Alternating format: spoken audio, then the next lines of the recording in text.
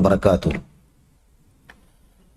الحمدللہ رب العالمین والصلاة والسلام علی اشرف الانبیاء والمرسلین نبینا محمد وعلی آلہ واصحابہ اجمعین وبعد۔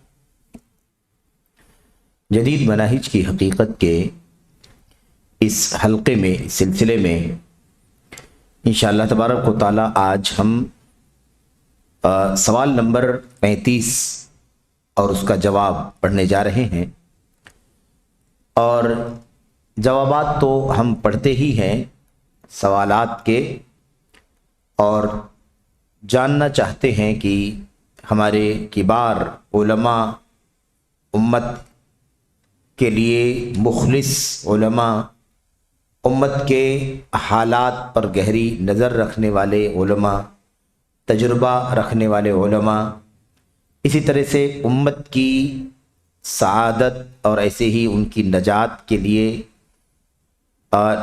خیر خواہ علماء، جن میں ایک بہت ہی زیادہ واضح نام شیخ صالح بن فوزان بن عبداللہ الفوزان حافظہ اللہ کا ہے۔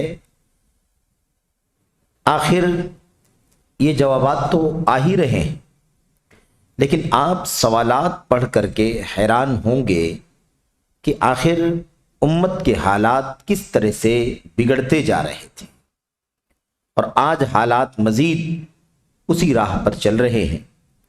سوال میں ہی بہت ساری چیزیں ہمیں مل جاتی ہیں کہ سوال کرنے والے نے کس پس منظر میں اور کن حالات میں سوال کیا ہے۔ سوال نمبر 35 پڑھ کر کے دیکھیں۔ سائل کہتا ہے، بعض نوجوانوں نے سلف صالحین کی کتابیں پڑھنے سے منہ موڑ لیا ہے۔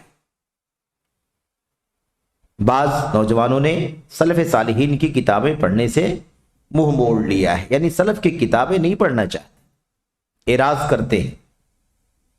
پرانا ہو گیا ہے نا، وہ سلف کی کتابیں کیا ہو گئی ہیں؟ پرانی ہو گئی۔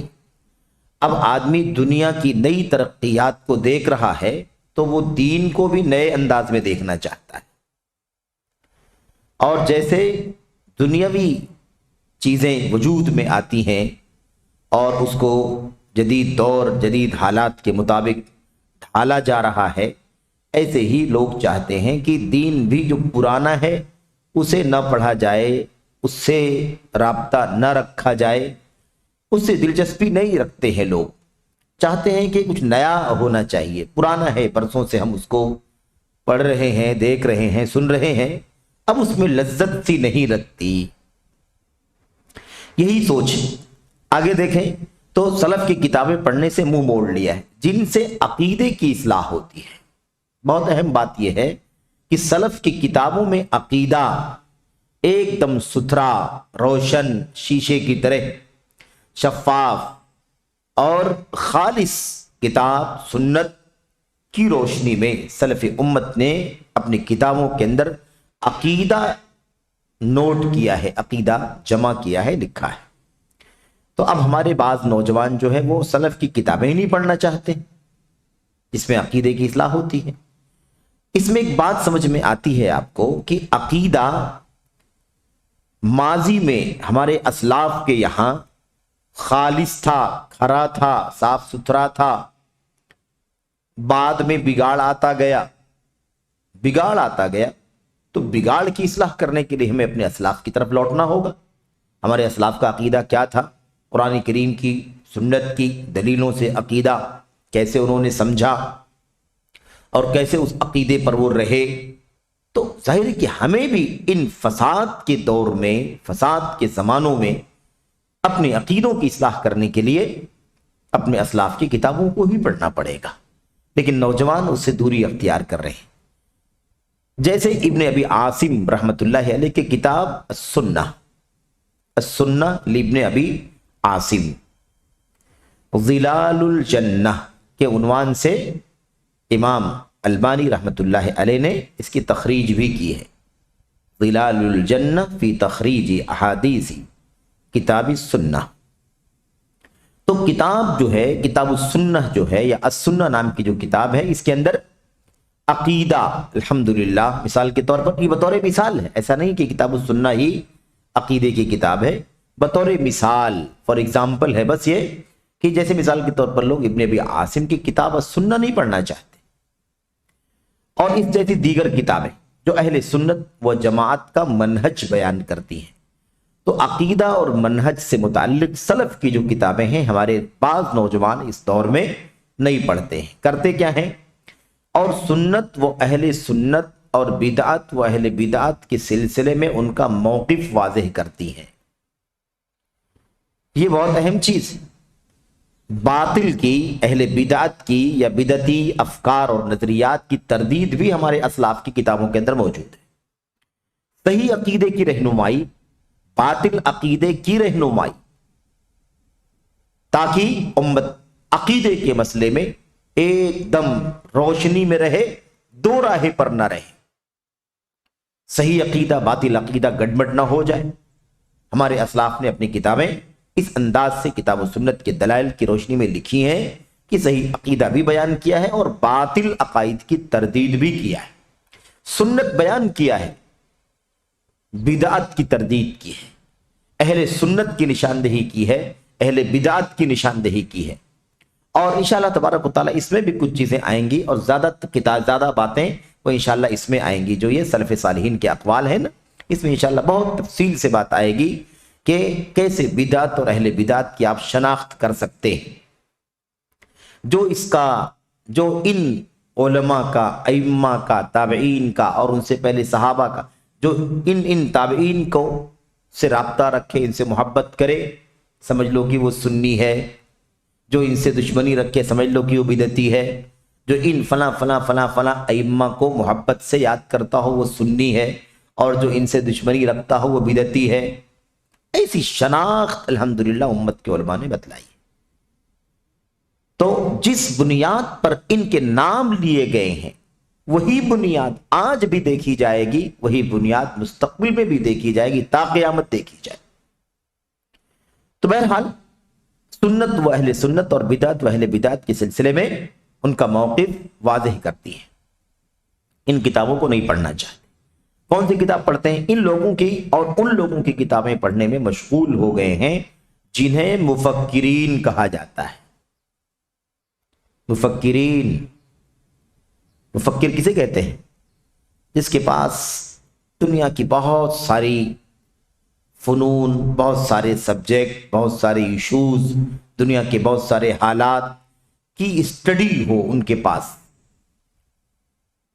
ایسے لوگوں کو فکر کہتے ہیں، جو اپنی رائے، اپنی سوچ، اپنا ذہن، اپنا دماغ، اپنی لاجک کے ذریعے سے کچھ بھی بولتے ہوں، کچھ بھی باور کرانا چاہتے ہوں، کچھ بھی منواتے ہوں، کوئی بھی فکر لوگوں کو دیتے ہوں، کوئی بھی تھیوری لوگوں کے سامنے لا کر کے پیش کرتے ہوں، ایسے لوگوں کو مفکرین کہتے ہیں۔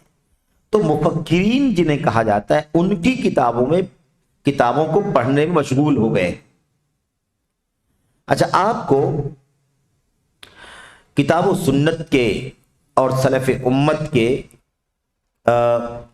دلائل میں کہیں بھی مفکرین کا نہیں ملے گا۔ آپ کو کیا ملے گا؟ آپ کو مفسرین ملیں گے، محدثین ملیں گے، آپ کو ادباء ملیں گے، ہے کہ نہیں؟ آپ کو بلغاء ملیں گے، آپ کو اصولی ملیں گے، آپ کو عقیدے کے ماہر علماء ملیں گے، لیکن آپ کو مفکرین نہیں ملیں گے۔ کیوں معلوم آپ کو؟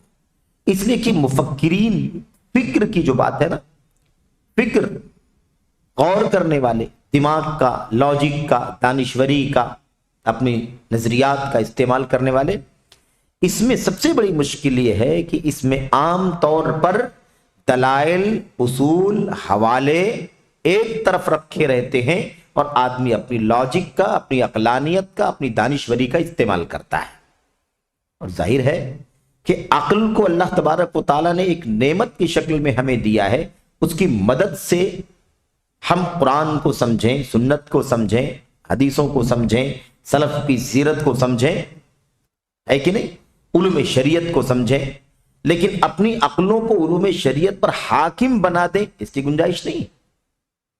عقل اوپر رکھیں، شریعت نیچے رکھیں، اس کی گنجائش نہیں ہے۔ اس کی مدد سے سمجھیں، یہ اللہ تبارک و تعالیٰ کی بہت بڑی نعمت ہے۔ تو ایک بات یاد کریں، میں اس لیے یہ بات سوال میں ہی عرض کرنا چاہ رہا ہوں اپنے بھائیوں سے، کہ कुरान की आयतों में लअल्लहुम यतफक्करून, ततफक्करून, फिक्र करो, गौर करो, सोचो, ये बात कुरान और सुन्नत में आई हुई है। कुरान सुन्नत में बात आई है ताकि तुम गौर करो। तुम गौर क्यों नहीं करते, सोचते क्यों नहीं?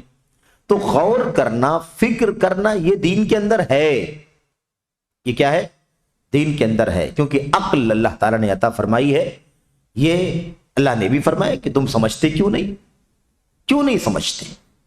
ये अल्लाह ने अक्ल और दानाई और सूझबूझ अता फरमाई। तो ऐसा नहीं कि अक्ल और दानाई और सूझबूझ को हम कंडम कर रहे हैं कि सिरे से अक्ल का इस्तेमाल नहीं करना है, ये मतलब नहीं इसका तो हुक्म है। लेकिन मामला क्या है? इनको इस्तेमाल करके कुरान और सुन्नत को समझना है। ऊपर किताब और सुन्नत ही रहेंगे, अक्लें हमारी एक सबब और जरिया रहेंगी ताकि हम उसको समझ सके। समझ में आ गई अल्हम्दुलिल्लाह, और नहीं समझ में आएगी तब क्या करेंगे?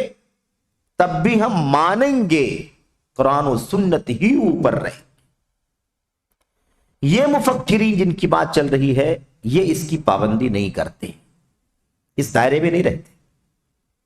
और जितनी मिसालें आपके सामने इससे पहले आई हैं और हम बार बार जिक्र करते हैं, हमारे उलमा जिक्र करते हैं, ये जो अक्लानी फिक्र बनी है जिसको हम एतिजाल कहते हैं, जदीद एतिजाल, नई अक्लानियत, अक्ल परस्ती, इस हवाले से जितने नाम आपके सामने लिए जाते हैं, जितने फिरके हैं, जितने धड़े हैं, जितनी टोलियां हैं, और उनके बानियान जो हैं या उनके अफराद जो हैं, इन सब के यहाँ एक आम बात है कि वो मुफक्किर तो हैं, लेकिन इसी माने मुफक्किर हैं कि वो कुरान और सुन्नत की बालादस्ती भी खत्म कर देते हैं।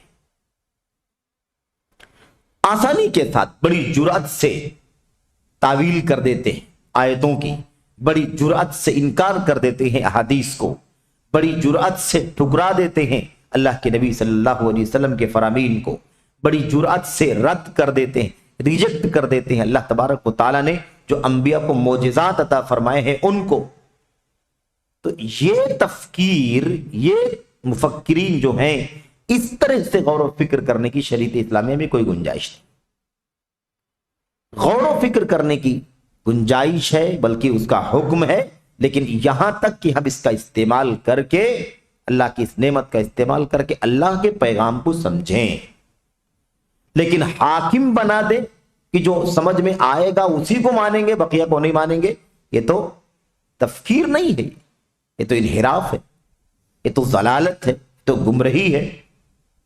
तो ये बड़ा खतरनाक मसला है। ये जो बात चल रही है वो इसी बात की इसी का तज़किरा चल रहा है। क्या कहा? मुफक्किरीन जिन्हें कहा जाता है उनकी किताबें पढ़ने में मशगूल हो गए हैं। और इसीलिए जब आप मुफक्किरीन की किताबें पढ़ेंगे ना, तो आप देखेंगे कि तौहीद का जनाजा भी निकाल दिया है।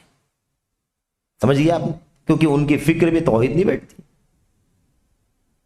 इन लोगों ने अपनी अक्ल को इतना ज्यादा हैसियत दे दी है कि अक्ल के सामने किताबुल्लाह की नुसूस की कोई कीमत नहीं, सुन्नत रसूल की दलाइल की हदीसों और दलीलों की कोई कीमत नहीं, सलफ़ उम्मत के मौक़िफ़ और स्टैंड की कोई कीमत नहीं।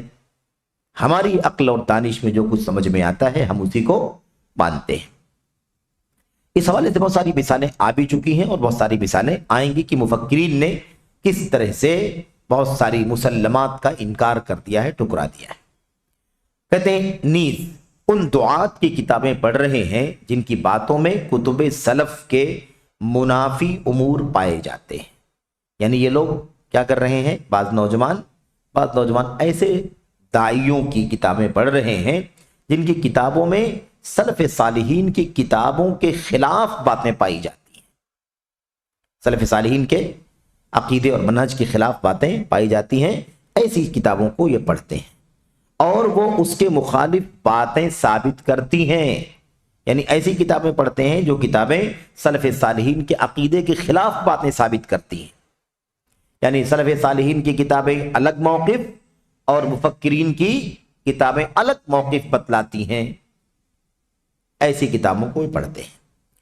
आप इन नौजवानों को क्या रहनुमाई फरमाएंगे? शेख सालेह फौजान से सवाल है कि ऐसे नौजवानों को आप क्या रहनुमाई फरमाएंगे? اور انہیں کن سلفی کتابوں کے پڑھنے کی نصیحت کریں گے جن پر عقیدے کی اصلاح کا دار و مدار ہے؟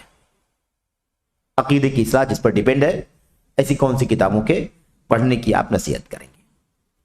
اب یہ سوال ہے، شیخ صالح فوزان اس کا جواب دے رہے ہیں حافظہ اللہ، کہتے ہیں جب ہم جان چکے ہیں کہ عقیدہ کے سیکھنے اور اس کے تئیں انسان پر جو کچھ واجب ہے ان تمام چیزوں کا علم حاصل کرنے پر خصوصی توجہ دینا ضروری ہے. یعنی ہم اس بات کو اچھی طرح سے جان چکے ہیں کہ عقیدے کا علم حاصل کرنا ہے نا، عقیدہ سیکھنا، عقیدے کا علم حاصل کرنا اور عقیدے کے بارے میں انسان کے لیے جو کچھ ضروری ہے ان تمام چیزوں کا علم حاصل کرنا ضروری ہے، اس پر توجہ دینی چاہیے خصوصی طور پر. تو اب سوال یہ پیدا ہوتا ہے کہ وہ کون سے مصادر ہیں جن سے عقیدہ لیا جائے؟ مصادر، سورسز، کون سے وہ سورسز ہیں جہاں سے ہم عقیدہ حاصل کریں گے، عقیدہ کہاں سے سیکھیں گے؟ مفکرین کی کتابوں سے فکر آئے گی نا، مفکرین کی کتابوں سے عقیدہ نہیں آئے گا. مفکرین کی کتابوں سے جو عقیدہ آئے گا وہ باطل عقیدہ آئے گا، غلط عقیدہ آئے گا، کیونکہ عقیدے کا سورس ہماری اور آپ کی عقل نہیں. ہماری عقل، آپ کی عقل، کسی کی عقل زیادہ ہے، کسی کی کم ہے، کوئی زیادہ تیز ترار ہے اور کوئی اس سے کم ہے، لیکن عقیدہ عقلوں سے نہیں ملے گا. کسی کی عقل سے کوئی عقیدہ نہیں نکالا جا سکتا ہے. عقیدہ وہ ہے جو اترا ہوا ہے قرآن میں، عقیدہ وہ ہے جو اترا ہوا ہے نبی کریم صلی اللہ علیہ وسلم کی سنت میں، اور عقیدہ وہ ہے جو اتری ہوئی کتاب اور اتری ہوئی سنت کے مطابق ہمارے اسلاف نے، صحابہ، تابعین، تبع تابعین نے سمجھا ہے اور اسے انہی باتوں کو کتابوں میں لکھا گیا ہے. عقیدہ وہاں سے ملے گا. تو شیخ صالح فوزان کہہ رہے ہیں، اسی بات کا جواب ہے نا، کیا کہا کہ ابن ابی عاصم کی کتاب السنہ کو نہیں پڑھتے ہیں اور اس طرح کی اور کتابوں کو نہیں پڑھتے ہیں، مفکرین کی کتاب میں پڑھتے ہیں. تو مفکرین کی کتابوں سے عقیدہ کیسے حاصل ہوگا؟ شیخ صالح فوزان کہتے ہیں کہ کون سے سورسز ہیں جہاں سے عقیدہ لیا جائے، یعنی کون لوگ ہیں جن سے عقیدے کا علم حاصل کیا جائے. اب یہ سوال بڑا اہم ہے کہ عقیدے کا علم کن لوگوں سے حاصل کیا جائے اور عقیدہ سیکھنے کے لیے کون سی کتابیں ہمارے لیے سورس اور مرجع کی حیثیت رکھتی ہیں. اس کے بعد جواب دیتے ہوئے کہتے ہیں جن مصادر سے، یعنی جن سورسز سے عقید توحید اور عقید ایمان لیا جائے گا. عقید توحید اور عقید ایمان کہا ہے نا، اس میں شبہ نہیں ہونا چاہیے. اس سے پہلے بات آ چکی ہے شاید کہ دیکھیے جب ہم ایمان کہتے ہیں ہے نا یا عقیدہ کہتے ہیں تو عقیدہ اور ایمان میں 6 ارکان سب کے سب شامل ہوتے ہیں. تو عقیدہ یعنی اللہ کے بارے میں عقیدہ، فرشتوں کے بارے میں عقیدہ، کتابوں کے بارے میں عقیدہ ہے کہ نہیں، ایسے ہی رسولوں کے بارے میں عقیدہ، آخرت کے بارے میں عقیدہ، تقدیر کے بارے میں عقیدہ. یہی بات ایمان کی ہے، اللہ کے بارے میں ایمان ہے کہ نہیں، فرشتوں کے بارے میں پر کیسے ایمان رکھیں، رسولوں پر ایمان، کتابوں پر ایمان کیسے رکھیں، آخرت پر، تقدیر پر وغیرہ. جب ہم توحید کہتے ہیں تو ہم پہلے رکن کی بات کرتے ہیں. عقید توحید مطلب پہلا والا الایمان باللہ، اللہ تبارک. توحید فرشتوں کے لیے تھوڑی نہ توحید کتابوں کی ہے، نہ توحید رسولوں کی ہے، نہ توحید، بلکہ توحید کس کی ہے؟ اللہ تبارک و تعالیٰ کی ہے. تو جب ہم اسی لیے فرق یہاں کا عقید توحید اور عقید ایمان، تو عقید توحید مطلب اللہ تبارک و تعالیٰ کی توحید کا عقیدہ، اور عقید ایمان مطلب سارے ایمانیات، فرشتوں پر، کتابوں پر، رسولوں پر، آخرت پر، اور ایسے ہی تقدیر پر، اور سب سے پہلے اللہ تبارک و تعالیٰ پر. تو عقید توحید کا مسئلہ ہو یا سرسری طور پر سارے ایمان کا مسئلہ ہو، یہ کہاں سے لیا جائے گا؟ کتاب و سنت اور سلف صالحین کا منہج و طریقہ. یہ سورس ہے عقیدہ حاصل کرنے کے لیے. عقیدہ توحید کا عقیدہ اور سارے عقید ایمان حاصل کرنے کے لیے ہمیں کتاب اللہ کو دیکھنا ہوگا، سنت رسول کو دیکھنا ہوگا، اور سلف صالحین کے منہج اور ان کے طریقے کو دیکھنا ہوگا کہ انہوں نے عقیدے کو کیسے سمجھا. یہ ہمارا بنیادی مرجع ہے، سورس ہے. کیونکہ قرآن کریم نے عقیدے کو خوب اچھی طرح واضح کیا ہے. قرآن کریم نے عقیدے کو خوب اچھی طرح سے واضح کیا ہے. خاص طور پر مکی صورتوں کو دیکھو، مکی صورتوں کو دیکھو. مکی صورتوں کو آپ دیکھیں گے تو آپ کو مطلب کثرت سے ایمانیات اور عقائد کا ہی مسئلہ ملے گا مکی صورتوں کے اندر، کیونکہ نبی کریم صلی اللہ علیہ وسلم مکے میں 13 سال رہے، اور ظاہر بات ہے کہ سب کفار، مشرکین اور اس طرح کے لوگوں سے مستقل طور پر سابقہ رہا، اور اللہ تبارک و تعالیٰ نے ان کو کفر و شرک وغیرہ سے، بدعقیدگی سے نکال کر ایمان خالص، توحید خالص پہنچ جائے، ان کو اس کی رہنمائی ہو جائے، اس لیے کثرت سے عقیدے اور ایمان کی باتیں مکی صورتوں کے اندر اتری ہیں۔ مدنی صورتوں کے اندر بھی ہیں، اس میں ایسا نہیں ہے کہ نہیں ہے اس میں، لیکن مکی صورتیں آپ کو مطلب بالکثرہ بہت زیادہ آپ کو ایمان اور عقائد کی باتیں ہی اس کے اندر ملیں گی۔ اچھا، تو سب سے پہلے قرآن کریم نے عقیدے کو خوب اچھی طرح سے واضح کیا ہے، اور اس کے خلاف یعنی عقیدے کے خلاف، منافی اور خلل پیدا کرنے والی چیزوں کو بھی بیان کیا ہے۔ دونوں ضروری بھی ہے، عقیدہ جاننے کے لیے صحیح عقیدہ جاننا کافی نہیں ہے، بلکہ صحیح عقیدہ جاننے کے ساتھ ساتھ غلط اور باطل عقیدہ بھی جاننا ضروری ہے، تاکہ یہ طے ہو جائے کہ کیا ماننا ہے اور کیا نہیں ماننا، کیا اعتراف کرنا ہے، کس چیز کو برتنا ہے اور کس چیز سے ہمیں دوری اختیار کرنی ہے۔ تو نفی بھی ضروری ہے، عقیدہ نفی اور اس بات دونوں پر مشتمل ہے، عقیدہ توحید نفی اور اس بات دونوں پر مشتمل ہے، کیا کرنا ہے، کیا عقیدہ رکھنا ہے اور کیا عقیدہ نہیں رکھنا ہے، دونوں چیزیں۔ اسی لیے ہمیشہ علماء کہتے ہیں کہ لا الہ الا اللہ میں کلمے کی شروعات پہلے نفی سے ہوئی ہے، پہلے لا کہا گیا ہے، نہیں تو کیا کیا نہیں چاہیے وہ پہلے ہمیں جاننا چاہیے، اور پھر اس کے بعد اللہ تبارک و تعالیٰ کی وحدانیت۔ خاص طور پر یہ اس بات کو ایسے بھی سمجھا جا سکتا ہے کہ جس ماحول میں قرآن کریم اترا، اس ماحول میں آپ جانتے ہیں کہ جاہلیت، اس کو کیا کہا جاتا ہے؟ جاہلیت۔ اب جاہلیت میں کفر و شرک اور ساری بدعقیدگی بھری ہوئی تھی، بھرپور طریقے سے لوگ اس پر چل رہے تھے، عمل کر رہے تھے۔ تو اب ان ساری چیزوں کی نفی اسلام کر رہا ہے، جاہلیت کو ختم کر کے اسلام آنا ہے، جاہلیت کی نفی، شرک کی، کفر کی، بدعقیدگی کی، انحرافات کی، تمام چیزوں کی نفی کر کے اسلام ایک اللہ تبارک و تعالیٰ کی بندگی اور عبادت کی دعوت دیتا ہے۔ تو اس لیے بھی ہمیں جاننا ضروری ہے کہ اسلام آیا ہی تھا غلط کو ختم کرنے کے لیے اور صحیح عقیدہ دنیا کے اندر پھیلانے کے لیے، اسلام اسی لیے آیا تھا۔ آگے کہتے ہیں کہ اس قرآن کریم نے سب کچھ بیان کیا ہے، صحیح عقیدہ بھی واضح کیا ہے، اور اس کے خلاف منافی اور خلل پیدا کرنے والی چیزوں کو بھی بیان کیا ہے۔ نیز عقیدے میں خلل پیدا کرنے والی بیماریوں کی بھی تشخیص کی ہے، یہ بتایا میں نے، یعنی عقیدے کا بگاڑ جو آتا ہے نا، کون سی بیماری ہے جس کی وجہ سے عقیدے میں بگاڑ آتا ہے؟ تو عقیدے میں بگاڑ آنے کے اسباب میں سے ایک سبب یہی ہے، یہ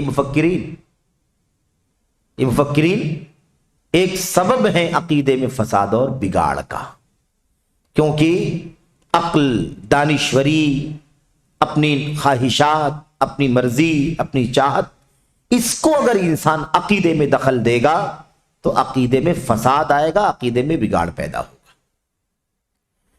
تو سوال یہ پیدا ہوتا ہے کہ قرآن یہ بھی بتلاتا ہے کہ کن چیزوں سے آپ جڑیں گے تو آپ کا عقیدہ خراب ہو جائے گا، اور اس میں سے ایک چیز یہ بھی ہے کہ لوگ اپنی مرضی کے مطابق عقیدہ طے کرتے تھے، اور مفکرین کا کام کیا ہے؟ قرآن و سنت کے دلائل نہیں، بلکہ ان کی اپنی رائے، ان کی اپنی سوچ، ان کا اپنا نظریہ، ان کی اپنی تھیوری، ان کی اپنی لاجک، اسی کی بنیاد پر وہ ساری باتیں کہتے ہیں۔ تو یہ خطرناک مسئلہ ہے۔ قرآن کریم نے ان بیماریوں کو بھی بتلایا ہے، تمام بیماریوں کو، جس کی وجہ سے عقیدے کے اندر خلل اور فساد آتا ہے۔ اس کے بعد سنت، یہ پہلا سورس ہو گیا، عقیدہ کہاں سے لیا جائے گا؟ قرآن کریم سے، کیونکہ قرآن نے عقیدہ بیان کیا ہے، صحیح عقیدہ، غلط عقیدہ کیا ہے اس کو بھی بیان کیا ہے، اور عقیدے میں بگاڑ کہاں سے آتا ہے اس کے سارے اسباب بھی قرآن کریم نے بیان کیے۔ باپ دادا کا دین چل، باپ دادا کے دین پر اگر آدمی چلے تو عقیدہ بگڑے گا کہ نہیں بگڑے گا؟ اسی لیے وَإِذَا قِيلَ لَهُمُ اتَّبِعُوا مَا أَنزَلَ اللَّهُ، جب ان سے کہا جاتا ہے کہ جو کچھ اللہ نے اتارا ہے اس کی پیروی کرو، قالوا، تو مشرکین کیا کہتے ہیں؟ بل نتبع ما وجدنا علیہ آباءنا، ہم تو اسی کی پیروی کریں گے, اسی کے پیچھے چلیں گے جس پر ہم نے اپنے باپ دادوں کو پایا ہے. ہم اللہ کی اتاری ہوئی قرآن کی آیتوں پر, نبی کی حدیثوں پر ہم ایمان نہیں لائیں گے, اس کے پیچھے نہیں چلیں گے.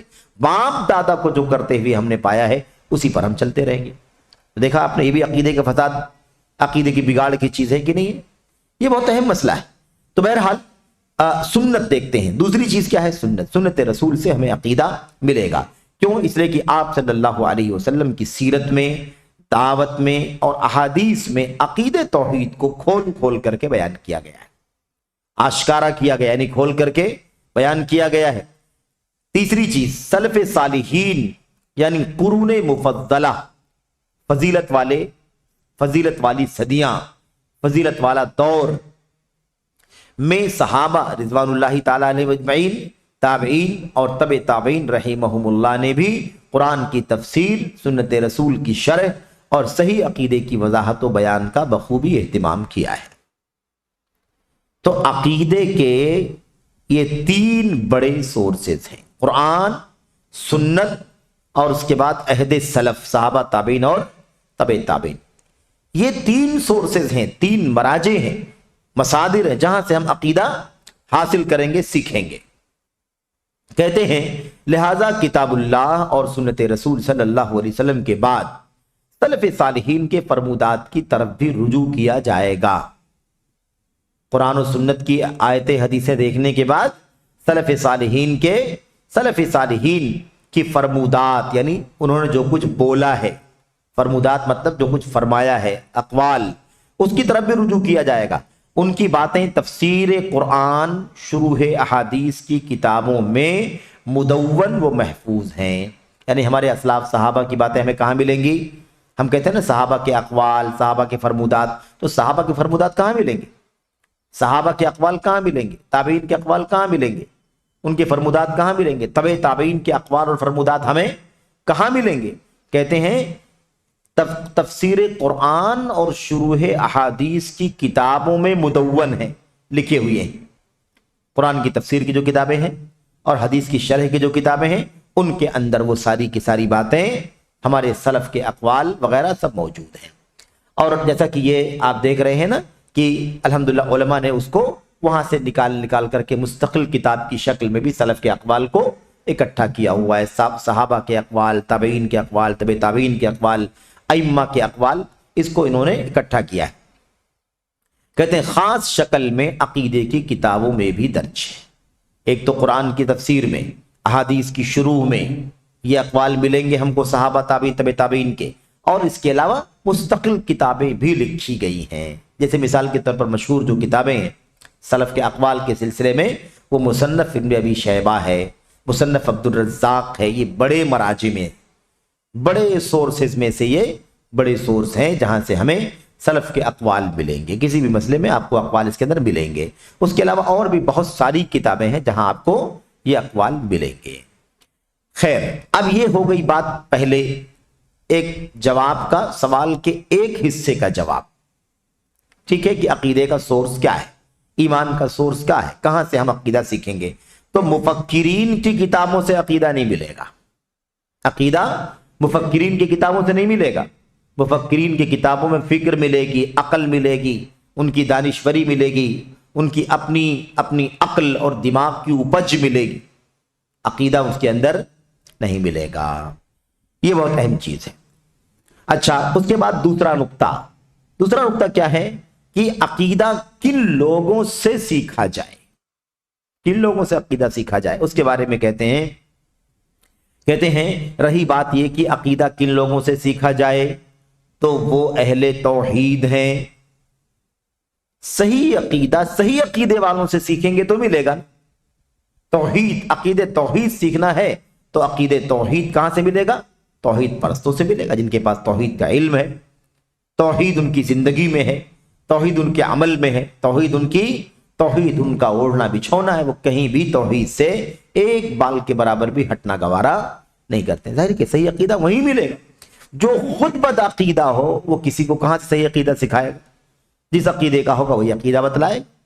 اسی لیے غلط عقیدے والے کے پاس جا کر کے عقیدہ سیکھنا یہ حرام ہے اسلام کے اندر، اس لیے کہ وہ فاسد عقیدہ بتلائے گا، غلط عقیدہ، اس کا عقیدہ غلط ہے تو غلط رہنمائی کرے گا، اس لیے صحیح عقیدہ سیکھنے کے لیے ہمیں عقیدے کا علم جن کے پاس صحیح طور پر ہے انہی کے پاس جانا ہے۔ تو عقید توحید اہل توحید سے سیکھا جائے گا، علماء توحید ہیں جنہوں نے اس عقیدے کو بھرپور پڑھا ہے۔ کون ہیں وہ؟ کہتے ہیں عقیدے علماء توحید ہیں جنہوں نے اس عقیدے کو بھرپور پڑھا ہے اور اسے خوب اچھی طرح سمجھا ہے، اور یہ علماء الحمدللہ بالخصوص اس ملک توحید میں موجود اور متوفر ہیں۔ سعودی عرب میں، کہاں؟ اپنے ملک کی بات کر رہے ہیں، سعودی عرب کی بات کر رہے ہیں شیخ صالح فوزان کہ اللہ کے فضل و کرم سے جس عقیدے کو سیکھنے کی آپ بات کر رہے ہیں وہ توحید کے علماء سکھائیں گے آپ کو۔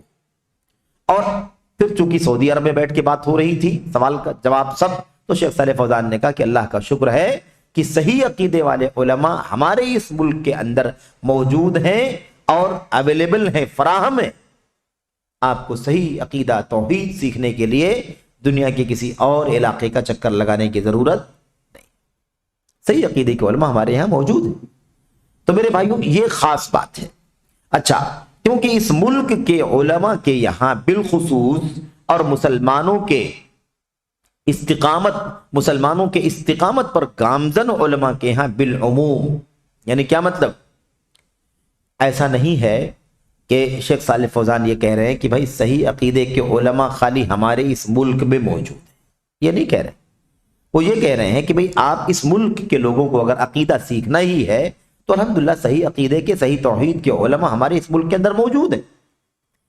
تو اس ملک میں جو علماء توحید کے موجود ہیں وہ ہیں، عقیدہ ان سے بھی لیا جائے گا، اور پوری دنیا میں جہاں بھی صحیح عقیدے والے موجود ہیں ان سے بھی علم لیا جائے گا عقیدے کا۔ اسی لیے آگے کہہ رہے ہیں کیونکہ اس ملک کے علماء کے یہاں بالخصوص خصوصیت کے ساتھ، اور مسلمانوں کے استقامت پر گامزن علماء، یعنی پوری دنیا میں مسلمانوں کے وہ علماء جو استقامت والے ہیں، صحیح عقیدے صحیح منہج پر چل رہے ہیں، ان سے کیا کیا جائے گا؟ کہتے ہیں ان کے یہاں بالعموم عقید توحید کا خاص اہتمام ہے۔ آج اگر ہم اپنے ملک وطن عزیز ہندوستان کی سرزمین پر ماضی سے لے کر کے حاضر تک، اور ایسے ہی مستقبل بھی رہے گا انشاءاللہ تبارک و تعالی، اللہ کی ذات سے امید ہے اور وعدہ ہے اللہ تعالیٰ کا، اگر آپ اسلام سے نسبت رکھنے والے لوگوں یا جماعتوں یا فرقوں کا اگر آپ سرسری طور پر جائزہ لیں تو آپ کو پورے وطن عزیز متحدہ ہندوستان جس میں بہت سارے ممالک تھے، ان سارے علماء میں، سارے لوگوں میں، سارے مسلمانوں میں واحد جماعت اہل حدیث ہے جن کے یہاں الحمدللہ عقیدے کی ٹھوس کتابیں موجود ہیں۔ قرآن سنت کے دلائل، سلف امت کے اقوال کی روشنی میں عقیدے کی کتابیں مرتب کی گئی ہیں، لکھی گئی ہیں، باطل عقائد کی تردید کی گئی ہے، شرک کی، کفر کی، نفاق کی، بدعات کی اور دیگر انحرافات کی تردید کی گئی ہے۔ آپ کو یہ امتیاز اللہ کے فضل و کرم سے وطن عزیز کے اندر جماعت اہل حدیث کے علماء کے یہاں یہ چیز ملے گی۔ بقیہ جو دیگر بہت ساری جماعتیں، بہت سارے فرقے ہیں، اگر ان کی کتابیں آپ اٹھا کر کے دیکھیں، اور یہ کوئی نظریاتی بات نہیں میں کہہ رہا ہوں، بات میں کہہ رہا ہوں، آپ کے سامنے عرض کر رہا ہوں، لیکن چیز نظریاتی نہیں ہے، پریکٹیکل ہے۔ لوگوں کے پاس لائبریریاں ہیں، لوگوں کے پاس ویب سائٹیں ہیں، لوگوں کے پاس بہت سارے سورسز ہیں جہاں کوئی بھی آدمی دنیا کا جا کر کے دیکھ سکتا ہے کہ فلاں فلاں فرقوں کے یہاں، فلاں فلاں پارٹیوں کے یہاں عقیدے کے سلسلے میں کون کون سی کتابیں پائی جاتی ہیں، ان کے ہاں کون سا عقیدہ پایا جاتا ہے، کتابوں میں جو کچھ عقیدہ بیان کیا گیا ہے وہ عقیدہ کون سا عقیدہ، کیا وہ خالص توحید کا عقیدہ ہے یا اس کے اندر شرک کی ملاوٹ ہے، اس کے اندر اللہ تبارک و تعالیٰ کے حق توحید کے ساتھ خلل موجود ہے۔ اللہ تعالیٰ کے بندگان، اللہ کے اولیاء، اللہ کے صالحین، اللہ کے انبیاء، پیغمبران کو اللہ تبارک و تعالیٰ کی حق کی بندگی کے اندر کسی نہ کسی طرح سے شامل کیا گیا ہے۔ اور آپ نے سنا ہوگا ماضی قریب کے اندر ابھی جو مجمع ملک فہد یعنی شاہ فہد قرآن پرنٹنگ پریس جو کمپلیکس ہے مدینہ منورہ کے اندر، اور میرے عزیزوں، ساتھیوں، بھائیوں، آپ کو علم ہو کہ دنیا کا سب سے بڑا پرنٹنگ پریس ہے، 2.5 लाख स्क्वायर मीटर पर फैला हुआ है। और ये पुरानी बात बता रहा हूं, इस वक्त और बहुत बड़े पैमाने पर उसकी तौसीह का काम भी चल रहा है। तो 2.5 लाख स्क्वायर मीटर पर फैला हुआ जहां पूरा सेटअप मौजूद है, अल्हम्दुलिल्लाह। तो बहरहाल मैं ये कह रहा था कि अकीदे तौहीद का जो खास एहतिमाम है वो अल्हम्दुलिल्लाह पाया जाता है, वो सऊदी अरब के उलमा के अंदर पाया जाता है। और हिंदुस्तान के यहाँ, हिंदुस्तान में जो अकीदे तौहीद यानी खालिस उलमाए तौहीद, उलमाए अहले हदीस के यहाँ और इस जमात के यहाँ अल्हम्दुलिल्लाह ये अकीदा खालिस पाया जाता है। किंग फहद कम्प्लेक्स से पिछले चंद सालों पेशतर, तकरीबन जिसकी मुद्दत 10 साल 12 साल होगी या उससे ज़्यादा कम बेश होगी, एक कुरान का उर्दू तर्जमा शाये हुआ था। एक कुरान का उर्दू तर्जमा शाये हुआ था। अभी इस वक्त जो उस कम्प्लेक्स से कुरान उर्दू तर्जमे के साथ शाये हुआ है वो मौलाना मोहम्मद जूनागढ़ी रहमतुल्लाह अलैह का तर्जमा है और उस पर हाफिज सलाहुद्दीन रहमतुल्लाह अलैह की के हवाशी और तफसीर या तफसीरी हवाशी उसके ऊपर मौजूद है। इससे पहले जो तर्जमा कुरान उर्दू में शाये हुआ था वो शाह रफीउद्दीन साहब का और उनके साथ एक और साहब है उनका था। वो मुजम्मा मलिक फहद यानी शाह फहद कम्प्लेक्स से वो कुरान शाये हो गया तर्जमे के साथ। और जैसे ही वो मार्केट में आम हुआ, लोगों के सामने आया, तो देखा गया कि सूरह फातिहा की तफसीर में ही अकीदे का खलल मौजूद है। ये एक मिसाल मैं इसलिए अर्ज करना चाहता हूं क्योंकि ये मिसाल आलमी मिसाल बन चुकी है, पूरी दुनिया इससे वाकिफ है अल्हम्दुलिल्लाह। उर्दू दुनिया, और उर्दू दुनिया से हम बात कर रहे हैं, तो ये एक बहुत अजीब गरीब बात है कि उस तर्जमे के अंदर जहां इय्याका नअबुदु व इय्याका नस्तईन आयत करीमा है, हम तेरी ही इबादत करते हैं, यकीनन हम तेरी ही इबादत करते हैं और हम तुझी से मदद चाहते हैं, इस्तिआनत तुझसे ही करते हैं, बंदगी तेरी ही करते हैं। ये तर्जमा भी लिखा हुआ है नीचे और किनारे हाशिए में लिखा हुआ है कि इससे, इस आयत करीमा से जिसमें ये कहा जा रहा है कि हम तुझसे ही मदद मांगते हैं, ये आयत करीमा जो कुछ भी यहां पर तर्जमा उसका हम पढ़ रहे हैं, ये आयत करीमा इससे नहीं रोकती है कि हम औलिया और सालिहीन से भी मदद मांगें। इससे औलिया और सालिहीन से मदद मांगना मना नहीं निकलता, मांगा जा सकता है उनसे। इसके साथ वो तर्जमा छप गया। और आप जानते हैं कि शाह फहद कम्प्लेक्स से जब कोई चीज शाये होती है तो वो 10-20 हजार की तादाद में नहीं शाये होती, मिलियंस में शाये होती है। 10 लाख, 20 लाख, 30 लाख, 40 लाख, उससे ज्यादा शाये होती है और आला मेयार हर एतबार से, जाहिरी मानवी हर एतबार से। बहरहाल वो शाये हो गई दुनिया के अंदर। जब वो आम हुई तो लोगों ने सारी दुनिया के खित्ते से, गोशे गोशे से कुरान कम्प्लेक्स को और उसके जिम्मेदारों को खत लिख करके इस गलती को वादे किया कि देखिए, अगर कोई फिक्ही मसले की बात होती तो उसे नजरअंदाज किया जा सकता था। ये अकीदे तौहीद का मसला है और सूरतुल फातिहा के पहले सफे पर यह अकीदे की बदअकीदगी, अकीदे का इन्हिराफ, अकीदे का खलल मौजूद है। इस कुरान करीम के तर्जमे को किस बुनियाद पर शाये किया गया, किस बुनियाद पर शाये किया गया मेरे भाइयों? उसके बाद अल्लाह के फजल करम से वहां के जो जिम्मेदारान थे उन्हें बहुत हैरत हुई। और इस पर नहीं हैरत हुई कि कुरान करीम का तर्जमा छप गया, उससे ज्यादा हैरत इस बात पर हुई कि वो कैसे उलमा हैं, किस अकीदे के उलमा हैं जिन्होंने इस तर्जमे को छापने के लिए कम्प्लेक्स को रिकमेंड किया था और उनको मशवरा दिया था कि इस तर्जमे को शाये कर दिया जाए ताकि उर्दू दुनिया इससे फायदा उठा। वो उलमा थे चंद लोग जिनके अकीदे में खलल मौजूद है, जिनके अफकार में खलल मौजूद है, जिनके यहाँ इन्हिराफ है अकीदे का, मनहज का। ऐसे चंद उलमा ने सऊदी हुकूमत को और कुरान प्रिंटिंग प्रेस कम्प्लेक्स जो मदीना के अंदर मौजूद है, इसके जिम्मेदारों को मेरे भाइयों यूं कह सकते हैं कि उन्हें एक तरह से धोखा दिया, क्योंकि हकीकत नहीं बताई, हकीकत पर पर्दा डाला और बदअकीदगी के बावजूद कहा कि यह सबसे बेहतरीन तर्जमा है जिसे शाये किया जाना चाहिए ताकि दुनिया के लोग जो उर्दू जबान जानने वाले, पढ़ने वाले, बोलने वाले, वो इससे फायदा उठाए।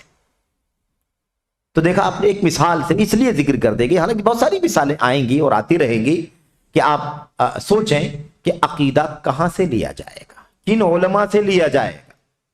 अब आप सोचिए कि इस तर्जमे के लिखने वाले उलमा, क्या उनसे अकीदा लिया जा सकता है? इस तर्जमे कुरान के छापने के लिए रिकमेंड करने वाले उलमा जो थे, और हो सकता है उनमें से कुछ लोग अभी हों, क्या उनसे अकीदा लिया जा सकता है? उनसे अकीदा पढ़ा जा सकता है? किस बुनियाद पर? सूरतुल फातिहा, आप सोचिए सूरतुल फातिहा में खलल मौजूद, उसी के तर्जमे के अंदर शिर्क की दावत दी जा रही, और उसके बाद जब उस कुरान करीम के तर्जमे की इशाअत को रोक दिया गया, कॉम्प्लेक्स ने उसको बैन कर दिया, और जहां तक नुस्खे पहुंचे थे वहां से मंगवा लिया, जो पहुंच चुके थे बहरहाल वो तो पहुंच चुके थे, लेकिन उसके बाद आइंदा उसकी छपाई, उसकी प्रिंटिंग को रोक दिया गया, और उसकी जगह पर फिर राय मशवरे के बाद अल्हम्दुलिल्लाह ये तर्जमा असरुल बयान के नाम से जो शाये होता है, ये शाये होने लगा, और अल्हम्दुलिल्लाह आज भी शाये हो रहा है। देखिए, इंसानी कमियां, इंसानी गलतियां होना एक अलग चीज है, लेकिन एक अकीदे का फसाद, आयत करीमा इय्याका नअबुदु व इय्याका नस्तईन, जब अल्लाह ताला ताकीदी तौर पर कहता है कि हम तेरी ही इबादत करते हैं, हम तुझी से मदद चाहते हैं, तो फिर इस ताकीदी इस्तिआनत सिर्फ अल्लाह तबारक व तआला से किया जाएगा। आखिर इसमें कौन सी गुंजाइश निकलती थी कि हाशिये में लिखा गया कि अल्लाह ताला के औलिया और सालिहीन से भी मदद मांगी जा सकती है। तो कोई गलती हो जाने का मसला नहीं था कि गलती हो गई, चूक हो गई, खता सरजद हो गई, ऐसा मसला नहीं था, बल्कि वो एक अकीदा है फासिद, जो अकीदा उनके यहां पाया जाता है, और उसी को पूरी जुरात के साथ तफसीर के अंदर लिखा गया, और पूरी जुरात के साथ लोगों ने रिकमेंड किया, और उसके बाद कम्प्लेक्स से, शाफहद कम्प्लेक्स से वो कुरान करीम का तर्जमा मिलियंस में शाये हो गया। वरना ऐसी बात नहीं है कि कुरान करीम की तफसीर है, या मिसाल के तौर पर अहादीस की शरह है, या और कोई किताब लिखने वाला लिखता है, तो उसके अंदर बहैसियत बशर, बहैसियत इंसान गलती हो सकती है, और उन गलतियों के बारे में जब बताया जाए कि भाई आपने यहां आपसे चूक हो गई, यहां आपसे गलती हो गई, तो जिम्मेदारी ये बनती है उस मुफस्सिर की या उस शारह हदीस की कि फौरी तौर पर उसका रुजू करे, और उस सिलसिले में मालूमात लेकर के, पढ़ करके वसी तौर पर, है ना, फिर उस गलती की इस्लाह कर ले, आइंदा एडिशन में उसे खत्म कर दिया जाए। तो इस तरह तो हुआ है।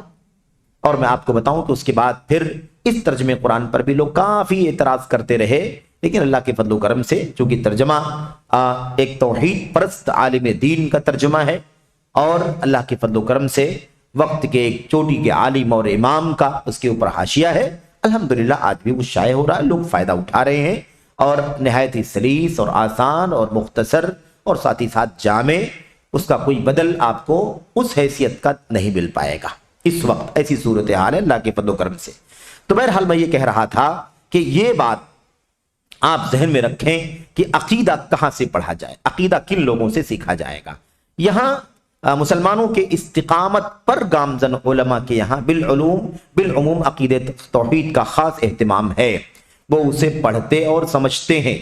अल्हम्दुलिल्लाह आज हमारे मदारिस में, है ना, बचपन से जब बच्चा 4-5 साल का होता है, उसी वक्त अकीदे तौहीद की तालीम दी जाती है, अकीदे तौहीद की तालीम दी जाती है।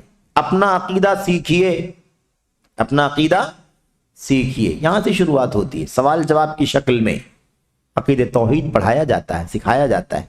उसके आगे बढ़ते हैं तो उससे ऊंची किताब, उसके आगे बढ़ते हैं तो उससे ऊंची किताब, ऐसे ही गुजरते हुए अपना अकीदा सीखिए।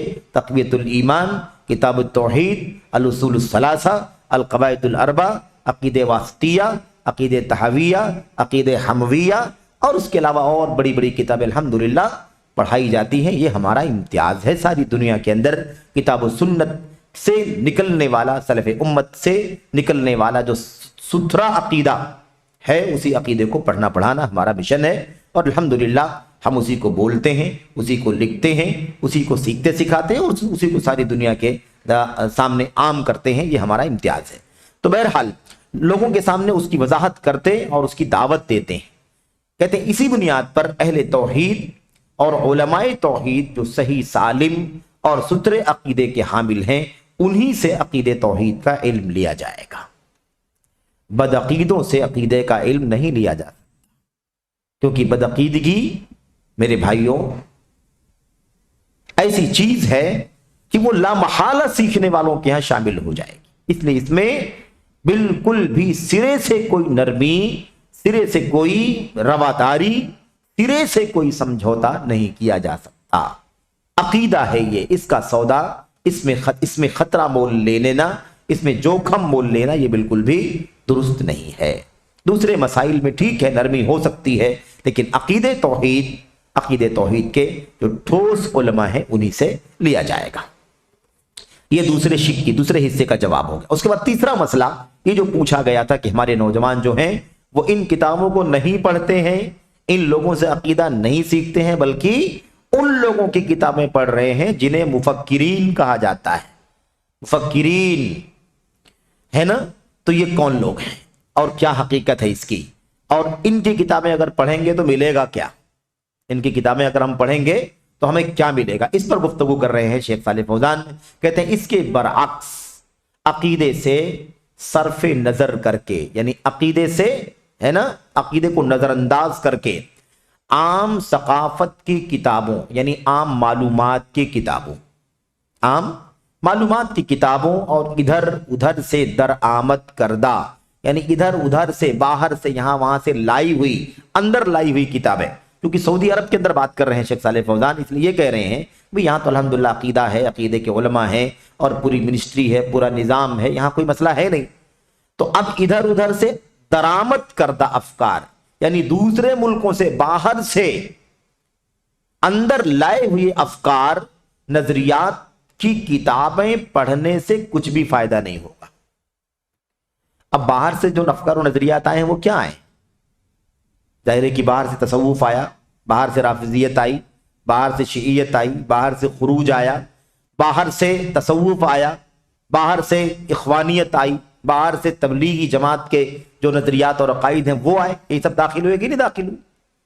तो शेख सालेह फौजान कह रहे हैं कि बाहर से जो अंदर लाए जा रहे हैं उनसे जो बात, उन किताबों से जो बातें हमको मिलेंगी वो बातें क्या होंगी?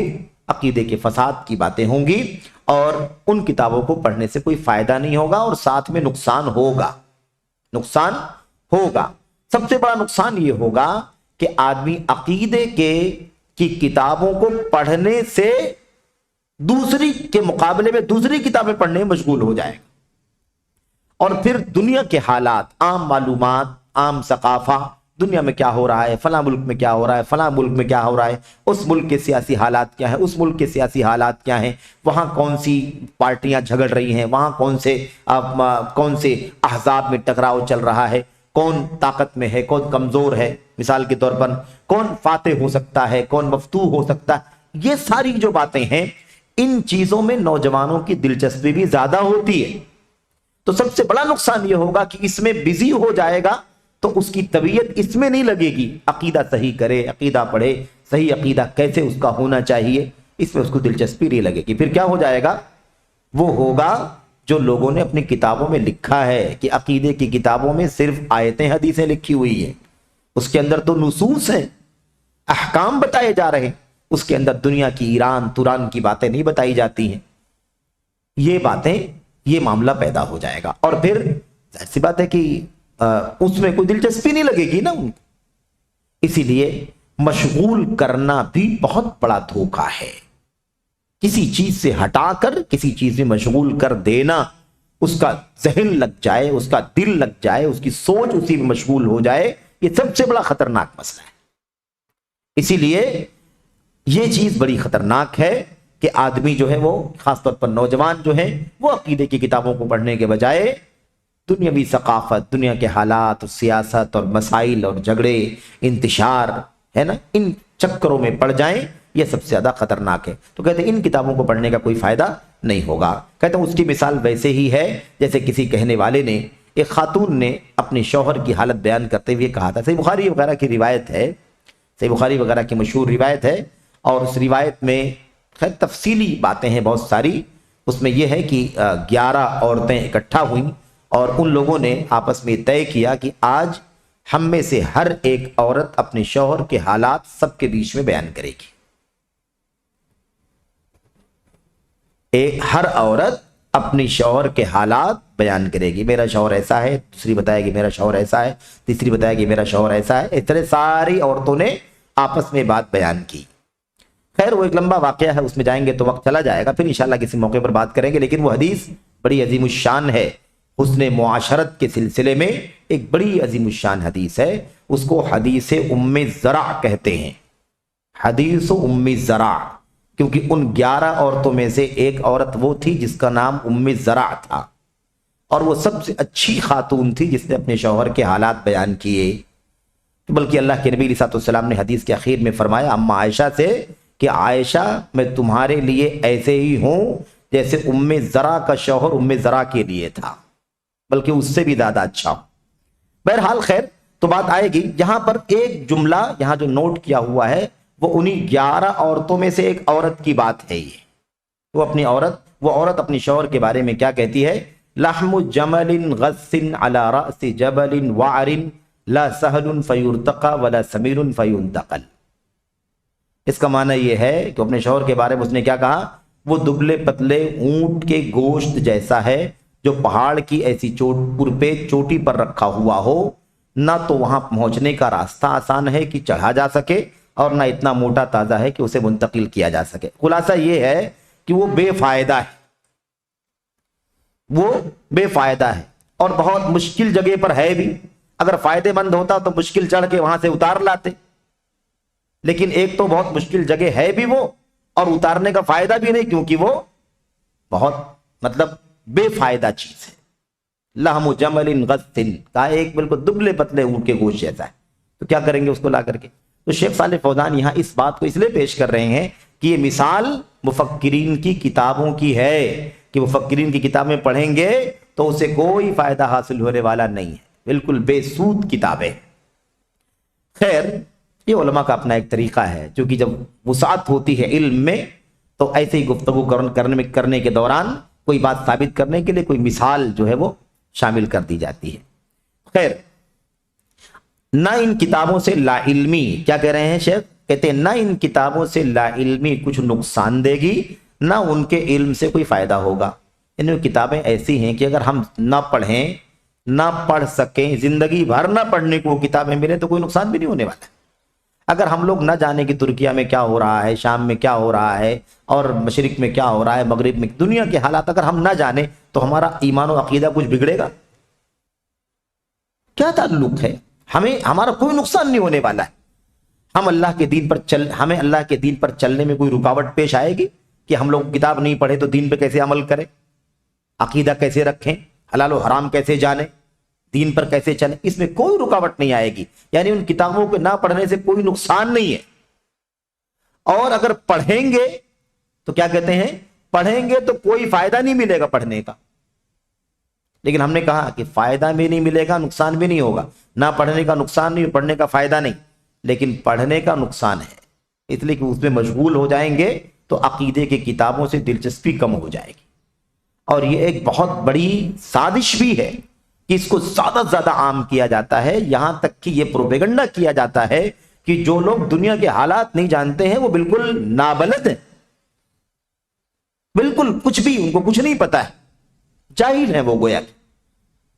کیا آپ لوگ صرف اور صرف درس حلقہ بنا کر کے اور اس کے اندر کتابیں پڑھ کر کے پاکی کے احکام کیا ہیں، نماز کے احکام کیا ہیں، فرائض کیا ہیں، سنت کیا ہے، مستحبات کیا ہیں، ہے نا، کیا کریں گے تو اجر ملے گا، کیا چھوٹ جائے گا تو مکروہ ہو جائے گا وغیرہ، یہ سب باتیں، اور وہی بات بار بار کہ اللہ تبارک و تعالیٰ ایک ہے، اس کا مقام یہ ہے، اس کی صفت یہ ہے، اس کا نام یہ ہے، مگر آپ لوگ صبح شام یہ بیٹھ کر کے پڑھتے رہتے ہو، اس سے کیا ملنے والا ہے؟ اس سے کیا ملنے والا ہے؟ دنیا کے حالات کا تم کو پتا نہیں ہے، بیٹھ کر کے مسجد کے اندر صبح شام یہ کرتے رہتے ہو۔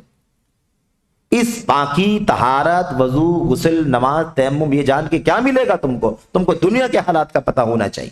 اس طرح کی ذہنیت نوجوانوں کی بیان کی جاتی ہے، اور پھر ساتھ ساتھ میں ان کتابوں کی ناقدری، اللہ کی دین اور شریعت کی ناقدری۔ علماء جو اس کام پر لگے ہوئے ہیں، امت کو شریعت کا علم پہنچا رہے ہیں اپنے دروس کے ذریعے سے، ان کی توہین، ان کی ناقدری۔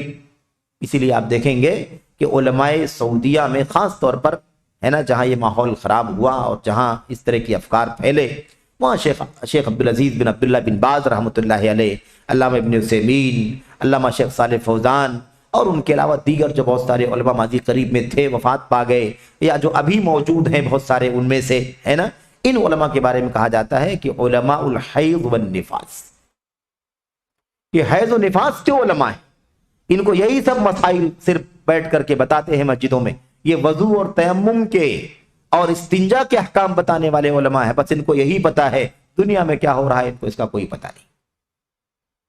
میرے بھائیوں، ان کو پتا ہے، اسی لیے ان سے دلچسپی نہیں رکھتے ہیں، وہ جانتے ہیں کہ ان کو پڑھنے کا، اس میں دلچسپی لینے کا کوئی حاصل نہیں ہے۔ ہم اپنا عقیدہ صحیح رکھ لیں، اپنے دین پر حلال و حرام کی پابندی کر کے عمل کر لیں، یہ نجات کا ذریعہ ہے۔ یہ نہ جانیں، اس پر عمل نہ کر سکیں، دنیا کی رپورٹ رکھ کر کے ہمیں کیا ملنے والا ہے؟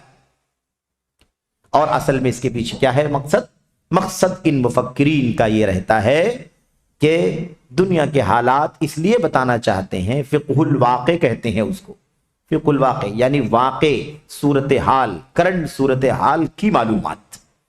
تو کرنٹ صورتحال کی معلومات ہمیں جاننے کی کیا ضرورت ہے؟ ہمارا اس سے کیا تعلق ہے؟ جو سیاسی لوگ ہیں، جو اس میدان کے لوگ ہیں، جن کا اس سے تعلق ہے، وہ اسے دیکھ رہے ہیں، ہینڈل کر رہے ہیں، اور ان کے اپنے اسٹینڈ ہیں۔ ہم علماء کا، طلباء کا، عوام الناس کا اس سے کیا لینا دینا ہے؟ ہمارا کام یہ کہ صحیح عقیدہ ہو، صحیح علم ہو، حلال و حرام کی تعلیم ہمیں صحیح طور پر ملے، فرائض کی پابندی ہم کر سکے، تاکہ اگر موت ہو جائے تو صحیح عقیدے کے ساتھ، صحیح عمل کے ساتھ اللہ سے ملاقات کریں۔ دنیا کی سیاست میں ہم پڑھ کر کے کیا کریں گے؟ اصل میں مقصد یہ ہے کہ دنیا کی سیاست جب ہم پڑھیں گے، سنیں گے، دیکھیں گے، تو ان میں سے یہ مسئلہ سب سے زیادہ کھل کر کے آئے گا کہ یہاں کے ملک کا حاکم ایسا ایسا کر رہا ہے، بہت غلط کر رہا ہے، اس کے خلاف کارروائی ہونی چاہیے، اس کے خلاف اکٹھا ہونا چاہیے، روک تھام ہونی چاہیے۔ سمجھ رہے ہیں نا؟ یعنی مسلمانوں کے حکمرانوں کے خلاف اکسانا، بھڑکانا، کیونکہ ہم جب ان سب چیزوں کو پڑھیں گے، سنیں گے، تبھی تو جان پائیں گے کہ کون سا حاکم کیا کر رہا ہے، نہیں کر رہا ہے۔ تو حاکم کیا کر رہا ہے، نہیں کر رہا، ہمیں اسے کیا لینا دینا ہے بھائی؟ وہ اللہ تبارک و تعالیٰ ہے جواب دے گا، اور ہماری ذمہ داری ہے کہ ہم علم حاصل کریں، عمل کریں، علم حاصل کریں، عمل کریں، دعوت دیں، اور اللہ کی راہ میں دعوت دینے کی راہ میں تکلیفیں ہیں اسے برداشت کریں تاکہ کامیاب ہو جائیں۔ والعصر ان الانسان لفی خسر الا الذین آمنوا، ہمیں چاہیے کہ ہم ان 4 صفات اپنے اندر پیدا کریں، ہماری ذمہ داری۔ تو یہ لوگ اس طرح سے لوگوں کو برگلاتے ہیں، کہتے ہیں نہ ان کتابوں سے لا علمی کچھ نقصان دے گی، نہ ان کے علم سے کوئی فائدہ ہوگا، البتہ جو توحید کے علوم، عقیدے کے علوم اور دیگر تمام شرعی علوم کو بھرپور حاصل کر لے اور پھر ان کتابوں سے آگاہی حاصل کرنا چاہے، بئی طور کی اپنے اوپر اللہ کی نعمت کا احساس کرے کہ اللہ تعالیٰ نے اسے صحیح عقیدے کی توفیق بخشی ہے، جبکہ یہ قیل و قال اور بکواس میں مشغول رہنے والے اس سے محروم ہیں، اور کتابوں اور صحیفوں کو ایسی فضول باتوں اور بحثوں سے بھر دیا ہے جس میں کوئی فائدہ نہیں ہے، نیز اس میں خیر سے کہیں زیادہ شر و فساد ہے وغیرہ، تو ایسا کرنے میں کوئی حرج نہیں۔ بات سمجھ گئے؟ کیا کہہ رہے ہیں؟ عقیدے کا علم ہو جائے، توحید کا علم ہو جائے، دین کی بنیادی چیزوں کا علم ہو جائے، جب آپ کو اور یہ ہو کہ الحمدللہ ہم عقیدے توحید کو اچھی طرح سمجھ چکے ہیں، ایمانیات کو اچھی طرح جان چکے ہیں، اللہ کے دین کے فرائض و واجبات کو اچھی طرح جان چکے ہیں، تو آپ ان مقاصد کے پیش نظر، ان چیزوں کی بنیاد پر اگر آپ دنیا کے حالات بھی جانتے ہیں تو کوئی حرج کی بات نہیں، لیکن پہلے عقیدہ، پہلے صحیح عقیدے کا علم، غلط عقائد سے آگاہی ہے کہ نہیں، فرائض کا علم، اس پر عمل، اس کی دعوت، یہ ساری چیزیں پہلے ان سے فارغ ہو جائیں، تب آپ جانیں دنیا کے حالات کیسے ہیں، اور وہ بھی اس لیے نہیں جانیں کہ بغاوت کا جھنڈا اٹھائیں گے، اس لیے نہیں جانیں کہ آپ لوگوں کے خلاف میرے بھائیوں نعرے بازیاں کریں گے، لوگوں کے ساتھ مل کر کے آپ دھرنے دیں گے، آندولن کریں گے، ہے نا، تحریک اٹھائیں گے، اس لیے نہیں، بلکہ کس لیے؟ شیخ نے لکھا یہاں پر، اس لیے تاکہ آپ یہ احساس کریں کہ آپ پر اللہ کی نعمت ہے، اللہ تعالیٰ نے آپ کو صحیح عقیدے کی توفیق بخشی ہے۔ یہ دنیا کے حالات کتنے برے ہیں، دنیا میں شرک ہو رہا ہے، دنیا میں کفر ہو رہا ہے، دنیا میں بدعات چل رہی ہیں، دنیا میں مار دھاڑ ہے، دنیا میں دنگا ہے، دنیا کے اندر بغاوت ہے، خوریزی ہے۔ اللہ تعالیٰ نے مجھے توحید کی توفیق عطا فرمائی ہے، مجھے سنت کی توفیق عطا، اس لیے جانیں، یہ مقصد ہے۔ اور کیا ہے، یہ بھی ساتھ ساتھ یہ بھی جانیں کہ اللہ تعالیٰ نے اسے صحیح عقیدے کی توفیق بخشی ہے، جبکہ یہ دنیا میں کیا ہے، قیل و قال، ادھر کی بات، ایسا کہا جاتا ہے، ویسا کہا گیا، اس نے ایسا کہا، فلاں نے ایسا کہا، اس کا یہ بیان آیا، اس کا یہ بیان آیا، اس کا یہ انٹرویو، اس کا یہ فلاں، کہتے ہیں یہ سب جانیں کہ یہ بکواس میں لوگ پھنسے ہوئے ہیں، اور مجھے اللہ نے صحیح عقیدے کی توفیق عطا فرمائی ہے۔ اس لیے ٹھیک ہے، ایسے لوگ، یہ لوگ جو ان سب چیزوں میں لگے ہوئے ہیں، یہ لوگ اس عقیدے سے محروم ہیں جسے اللہ نے مجھے حاصل کرنے کی توفیق عطا فرمائی۔ اس کے لیے آپ جانیں تو جانیں، احساس کریں۔ کہتے ہیں اس کے بعد، اور کتابوں اور صحیفوں کو ایسی فضول باتوں اور بحثوں سے بھر دیا جس میں کوئی فائدہ نہیں۔ یعنی یہ بھی احساس کریں کہ یہ دیکھو ہم لوگ عقیدہ پڑھ رہے ہیں، قرآن سنت کا عقیدہ، صحابہ کا عقیدہ پڑھ رہے ہیں، الحمدللہ۔ یہ مفکرین کی جو کتابیں ہیں، ان کتابوں کے اندر کیا ہے، بے جا بحثیں، ادھر ادھر کے واقعات، اور اس کے علاوہ کیا کہا، فضول، یعنی بے فائدہ۔ ظاہر سی بات ہے کہ ہم کوئی سیاست کی کتاب پڑھیں گے تو ہم کو کیا ملے گا، یہی ملے گا نا کہ اس نے ایسا کیا تو اس نے ایسا کیا تو اس نے یہ کہا تو اس نے یہ کہا، اس نے یہ پلان کیا، اس نے یہ سازش کی، اس نے اس پر حملہ کر دیا، اس نے اس پر، یہ سب باتیں معلوم پڑیں گی۔ تو ہم یہ احساس کریں کہ ان مفکرین کی کتابوں میں یہ سب لکھا ہوا ہے، مجھے کیا ملنے والا ہے اس سے؟ اللہ کا شکر ہے کہ میں اس سے دور ہوں، مجھے اللہ نے توحید خالص کا علم حاصل کرنے کی توفیق عطا فرمائی۔ یہ ہے اصل میں اس کا پیغام۔ اچھا،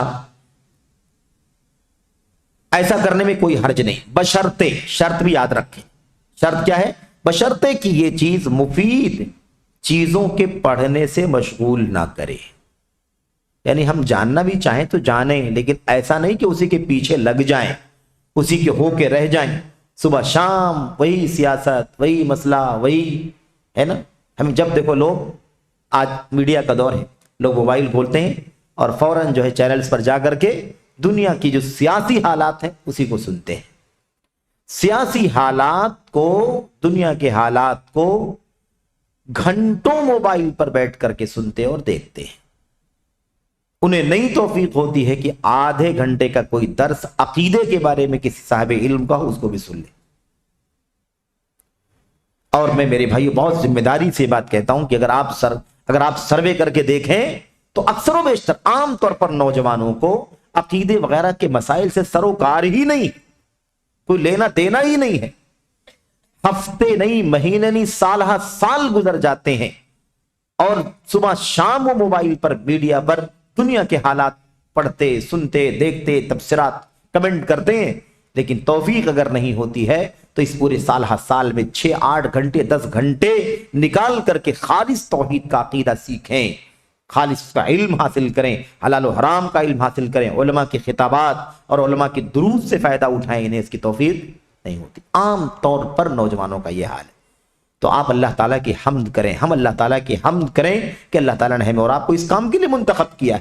یہ تو اللہ کا انتخاب ہے، اللہ کی توفیق ہے کہ انہوں نے، اللہ تعالیٰ نے کس کو کس بات کی توفیق دے دی، کس کو کس کے لیے منتخب کر لیا۔ اللہ نے ہمیں طلب علم کے لیے منتخب کر لیا ہے، کسی کو دنیا داری اور سیاست کی باتیں سننے پڑھنے کے لیے منتخب کر لیا۔ تو یہ بہرحال عجیب و غریب چیز ہے، اسے جاننے کی ضرورت ہے۔ شیخ کہتے ہیں کہ اس سے مشغول نہیں ہونا چاہیے، اس میں نقصان نہیں ہونا چاہیے۔ چنانچہ طالب علم، بالخصوص مبتدی طالب علم خاص طور پر جو بالکل مبتدی ہو، اسٹارٹنگ والا ہو، بھئی علماء بھی طالب علم ہیں، بڑے علماء بھی طالب علم ہیں، لیکن ان کا معاملہ ذرا اچھا ہے، اتنا کمزوری نہیں رہتی ان کے یہاں۔ لیکن جو مبتدی ہیں، شروع میں ہیں، ابھی نئے نئے طالب علم ہے، ابھی کچھ دین کی باتیں موٹی موٹی عقیدے کی، دین کی سیکھ رہا ہے، اس کو یہاں سے نکال کر کے وہ سیاست کی باتیں پڑھنا شروع کر دے، دیکھنا شروع کر دے، تو پھر کیا ہوگا؟ اس کے بہک جانے کا، بھٹک جانے کا خطرہ بہت زیادہ ہوگا۔ اس لیے کہتے ہیں کہ اس کے لیے، مبتدی طالب علم کے لیے ان کتابوں میں مشغول ہونا جائز نہیں، ان کتابوں میں مشغول ہونا جائز نہیں ہے، کیونکہ یہ کتابیں کوئی غذا پہنچا سکتی ہیں، نہ بھوک سے آسودہ کر سکتی ہیں۔ ان کتابوں سے کوئی غذا نہیں ملنے والی، بھوک نہیں مٹنے والی، یعنی بے فائدہ کتابیں ہیں، کوئی حاصل نہیں ہے اس کا۔ محض وقت ضائع کرتی ہیں، فکر و سوچ کو منتشر کرتی ہیں اور انسان کا قیمتی وقت برباد کرتی ہیں۔ لہذا انسان پر واجب ہے کہ نفع بخش، مفید اور ایسی کتابوں کا انتخاب کرے جو کتاب اللہ اور سنت رسول صلی اللہ علیہ وسلم کا اہتمام کرتی ہیں اور سلف صالحین کے فہم کی وضاحت کرتی ہیں۔ کون سی کتابیں پڑھنا ہے ہمیں؟ یہی قرآن، سنت، مفید باتیں جن کتابوں کے اندر ہیں ہمیں یہی پڑھنا ہے۔ ابن قیم رحمۃ اللہ علیہ کا یہاں پر کیا نام ہے اقتباس شعر میں نوٹ کیا گیا ہے، اور ابن قیم رحمۃ اللہ علیہ کی مشہور کتاب ہے القصیدۃ النونیہ، جس میں فرقہ ناجیہ اہل الحدیث کا، سلفیوں کا عقیدہ اشعار میں بیان کیا ہے ابن قیم رحمۃ اللہ علیہ نے۔ تقریباً دو جلدوں میں اس کی شرح بھی کی گئی ہے۔ بہرحال اس کے اندر یہ شعر ہے، العلم قال اللہ قال رسولہ صلی اللہ علیہ وسلم قال الصحابۃ ہم اولو العرفان۔ علم کس کو کہتے ہیں؟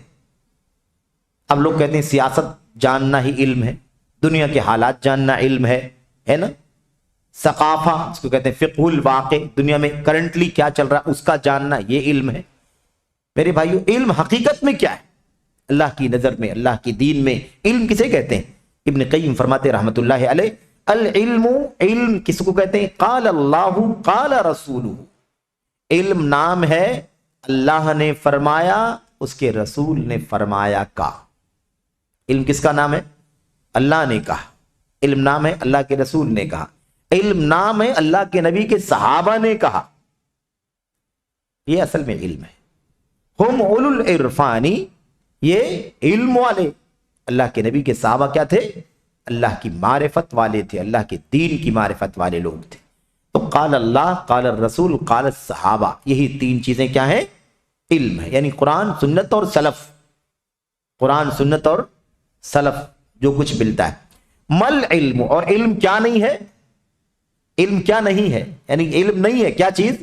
مل علم نصبک للخلاف صفاحتا بین الرسول و بین رأی فلانی۔ یہ علم نہیں ہے کہ آپ کیا کریں؟ آپ اختلاف کی بنیاد کھڑا کریں، نادانی کرتے ہوئے، نادانی جہالت کا ثبوت دیتے ہوئے آپ اختلاف کھڑا کریں رسول کے بیچ میں اور کسی کی رائے کے بیچ میں۔ ایک نبی کا فرمان ہے اور ایک کسی کی رائے، فلاں امام، فلاں عالم، فلاں فلاں فلاں فلاں فلاں سیاسی یا کوئی بھی، تو نبی کی بات اور کسی کی رائے کے بیچ میں اختلاف پیش کرے، یہ کیا ہے؟ یہ کوئی علم نہیں۔ یعنی نبی کے حکم کے سامنے کسی کی رائے کا کیا اعتبار ہے؟ نبی کے حکم کے سامنے کسی کی رائے کا کیا اعتبار ہے کہ فلاں نے یہ کہا، فلاں کی رائے ہے، فلاں کی رائے ہے؟ تو کہتے ہیں کہ یہ علم نہیں ہے، یہ سب باتیں کرنا علم نہیں ہے۔ علم قرآن، سنت اور صحابہ کا مناجی۔ ابن قیم رحمۃ اللہ علیہ نے ترجمے میں لکھتے ہیں، علم در حقیقت اللہ نے فرمایا، اس کے رسول نے فرمایا، علم و معرفت سے ہمکنار صحابہ رضی اللہ عنہم نے فرمایا کا نام ہے۔ علم کس کا نام ہے؟ اس کا نام ہے نادانی کرتے ہوئے رسول صلی اللہ علیہ وسلم اور فلاں فلاں کی رائے کے درمیان تمہارے اختلاف کھڑا کرنے کا نام علم نہیں۔ تو یہ ایک سوال کا جواب تھا جس میں ہمیں شیخ صالح فوزان نے بہت اہم باتیں بتلائیں۔ اللہ تبارک و تعالیٰ سے دعا ہے کہ اللہ ہم سب کو، خاص طور پر عزیزوں کو، نوجوانوں کو جو بہت جلدی کسی کے بہکانے میں، برگلاوے میں آ جاتے ہیں، اللہ تبارک و تعالیٰ انہیں علم کی حقیقت کو سمجھنے کی اور اسی علم کو حاصل کرنے کی توفیق عطا فرمائے۔ آمین رب العالمین، وصلی اللہ وسلم وبارک علی نبینا محمد وعلی آلہ وصحبہ اجمعین۔ السلام علیکم ورحمۃ اللہ وبرکاتہ۔